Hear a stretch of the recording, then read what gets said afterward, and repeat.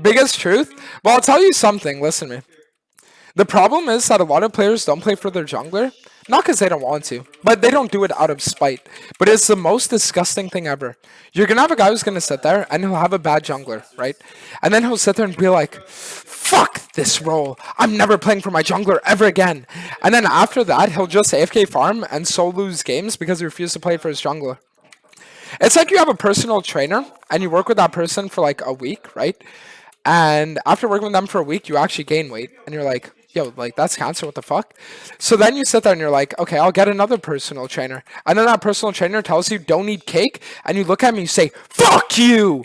And then you just like start stuffing your face with cake, and then when you become obese, you're like, oh my god, bro, my personal trainers are so bad. But it's like, no, dickhead, it's because you don't fucking listen. You know what I mean? This is the problem. Laner gap creates jungle gap. And the only time you as a jungler can sit there and actually win those games where you draft the 3 losing lanes is if you play the early game perfectly, you never die, and your team loses, but you can pick up the shutdowns by being mechanically better. That is the only time you can overcome laner gap, always.